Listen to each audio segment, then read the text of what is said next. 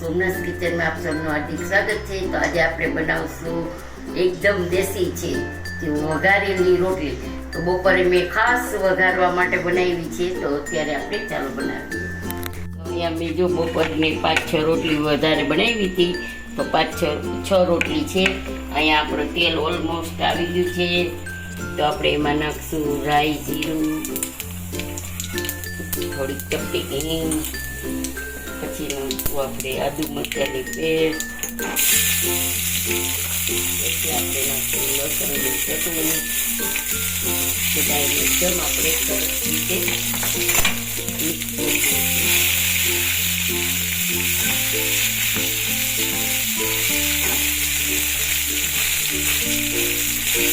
હવે છે ને એમાં આપણે છાશ નાખવાની છે, ખાટી રોટલી બનાવી છીએ આપણે, તો એમાં છાશ નાખશે ને પહેલાં તો છાશ ફાટી જાય, એટલે એના માટે આપણે થોડું પાણી નાખી દેવાનું છે, જેથી કરીને આપણી છાશ છે ને ફાટે નહીં, નહીં તો છાશ ફાટી જાય ને તો રોટલી ખાવાની મજા નહીં આવે। તો હવે આપણે નાખીશું એમાં 2 વાટકી જેટલી છાશ।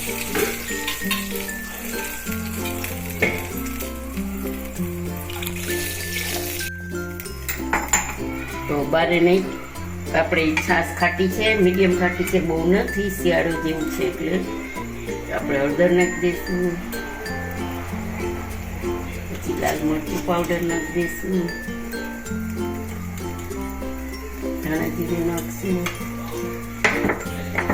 અને મારી રોટલી નિમકવાળી છે એટલે હું થોડીક અડધી ચમચી નિમક નાખીશ, કારણ કે અમે લોકો રોટલીમાં નિમક નાખીને જ બનાવીએ।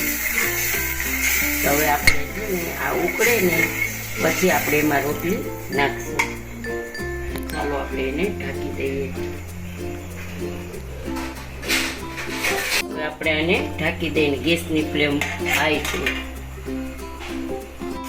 જોઈએ આપણે પાણી આપણી છાશને ઉકળી ગયું છે, સરસ ઉકળી ગયું છે। ચાલો તો આપણે એમાં રોટલી નાખી દઈશું। આપણે ગુજરાતીના ઘરમાં તો બહુ જ થતી હોય, પણ જે અમુક લોકો છે બહાર બીજા ગામમાં રહેતા હોય ત્યાં ન થતી હોય, એટલે મને એમ થયું કે ચાલો આજે મારે રોટલી બનાવી છે વઘારેલી, તો વિડીયો બનાવી લઈએ। આપણે ગુજરાતીને તો ફેવરિટ છે કે બનાવીએ આપણે। હવે આને ખૂબ ઉકળવા દઈશું આપણે।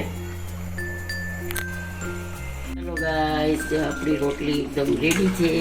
હવે આપણે ગેસની ફ્લેમ ઓફ કરી દઈશું અને આને થોડીક વાર સિજાવા દઈશું। ચાલો ગાઈસ, આજે આપણે વઘારેલ રોટલીનું રેસીપી તૈયાર છે। તો આજે મેં જો આ રોટલી બનાવી છે વઘારેલી, કાઠિયાવાડી રોટલી બનાવી છે, ડુંગળી છે, લીલા મરચાં છે, છાશ છે, છાશનું ગોરું છે સોરી। તો આજનો વિડીયો તમને કેવો લાગ્યો તે જરૂરથી જણાવજો, સબસ્ક્રાઈબ કરજો, લાઈક કરજો, શેર કરજો, અને કમેન્ટ બોક્સમાં જો તમને આજની વિડીયો સારો લાગ્યો હોય તો કમેન્ટ બોક્સમાં મને જરૂરથી જણાવજો। આજનો વિડીયો સારો લાગ્યો હોય તમને તો મને કમેન્ટ કરીને જરૂરથી જણાવજો। જય શ્રી કૃષ્ણ।